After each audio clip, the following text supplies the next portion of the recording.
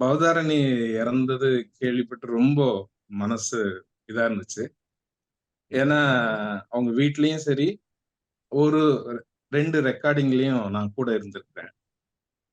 ரொம்ப ஒரு அப்புராணித்தன்மையான பிள்ளை அது. ஜே.ஜே சில குறிப்புகள்ல சுந்தர ராமசாமி ஒரு இது எழுதியிருப்பார். அதாவது குறைந்த வயதுல காலமானவங்கள பத்தி ஒரு வரி வரும். பாரதி, பூப்பாரா, புதுமைப்பித்தன், தளையசிங்கம், அழகிரிசாமி இவங்களெல்லாம் சேர்த்து குறிப்பிட்டு ஒரு வரி எழுதியிருப்பார். மேதா விலாசத்துக்கும், அற்பாயுளுக்கும் அப்படி என்னதான் நமக்கு எட்டாத ரகசிய உறவோ அப்படின்னு சொல்லி எழுதியிருப்பார். நான் பவதாரணிய மேதா விலாசத்துக்காக சொல்லல. ஒரு அப்ராணி தன்மை, ஒரு குழந்தமை தன்மை அதுக்காக நான் சொல்றேன்.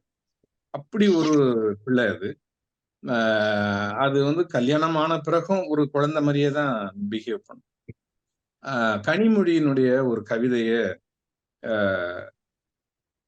கம்போஸ் பண்ற ஒரு சிச்சுவேஷன்ல இளையராஜா அண்ணனோட நான் இருந்தேன். அவங்க கேட்டிருந்தாங்க அவங்களுடைய கவிதைகள கம்போஸ் பண்றதுக்காக. அப்போ அ அதுக்கு அந்த பாட்ட நான் தான் சொல்றேன். பாட்டு இல்ல கவிதை. அந்த கவிதைய நான் தான் சொல்றேன். அப்பதான் எனக்கு தெரிஞ்சது, அதுக்கு தமிழ்ல எழுதிக்க தெரியாது அப்படிங்கிறது எனக்கு தெரிஞ்சது. "அம்மா என்னம்மா அப்பா பெரிய கவிஞர். இதெல்லாம் பாட்டெல்லாம் எழுதுறாரு. நீ தமிழ் எழுத தெரியலன்னு சொல்றியே" அப்படின்னு நான் கேட்கிறேன். "சீக்ரெட் யார்ட்டயும் சொல்லாதீங்க அங்கிள்" அப்படின்னு சொல்றாப்ல. சோ அந்த மாதிரி ஒரு ஒரு ஒரு அப்ராணித்தன்மை அந்த பிள்ளைகிட்ட. நான் நான் சொன்னத ஆங்கிலத்துல தான் எழுதி வச்சது. அந்த பாட்டு ரொம்ப அ கொஞ்சம் நேரடான பாட்டு. ஏன்னா ரெகுலரான பாட்டு இல்ல. ஏன்னா கவிதைய அவரு மெட்டமைக்கிறார். கவிதைய மெட்டமைக்கும்போது ரெகுலரான சாங் போல இருக்காது. ஆ அந்த கவிதை அவங்களுடைய ரொம்ப ஃபேமஸான கவிதை. அந்த கவிதை தான் அந்த தலைப்பு. அந்த புத்தகத்தினுடைய அவங்க முதல் புத்தகத்தினுடைய தலைப்பு. ஆ அப்போ டேக் வாங்கிட்டே இருக்கிறாப்ல. அப்போ அண்ணன் அங்கேருந்து சத்தம் குடுக்குறாரு. "என்ன என்ன என்ன வார்த்தைய கவனமா உச்சரிச்சு சொல்ல வேண்டாமா?" அப்படின்னு சொல்றாரு. நான் பூத்லேருந்து சொல்றேன். "அண்ணே என்னண்ணே நீங்க என்ன இப்ப எடுத்துருவோம்ண்ணே" அப்படின்னு நான் சொல்றேன். ஆ இது சொல்லுது உடனே, "டாடி தானே அங்கிள். சொல்லட்டும் அங்கிள். நல்லா வரணும் தானே" அப்படின்னு சொன்னாப்ல.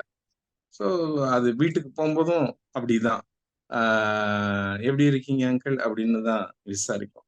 ஸோ அந்த மாரி ஆ ஒரு உலகம் புரியாத த அ அதுக்கு அவரு சொல்லிக் குடுக்குற ஒரு வீடியோ நான் பார்த்திருக்கேன். அதுக்கு பாட்டு சொல்லிக் குடுக்குற வீடியோ. ரொம்ப பாசமா அவரு அத சொல்லிக் குடுப்பார். அத மனசுக்குள்ள தெரியும். ஆனா லேசான ஒரு கடுகடுப்போட சொல்லுவாரு. ஆனா அந்த பிள்ளை பாடுறதுல அவரு ரொம்ப சந்தோஷப்படுவார். அந்த வாய்ஸ் அப்படி ஒரு பெக்யூலியரான ஒரு வாய்ஸ். அந்த பாட்டு எனக்கு இன்னும் ஞாபகம் இருக்கு. அந்த கவிதை அது பாடுனது. அதோட நான் முடிக்கிறேன். ஏன்னா நெறைய பேர் பேச வேண்டி இருக்கிறதுனால நான் ரொம்ப நேரம் எடுத்துக்கல. அம்மாவின் வாசனை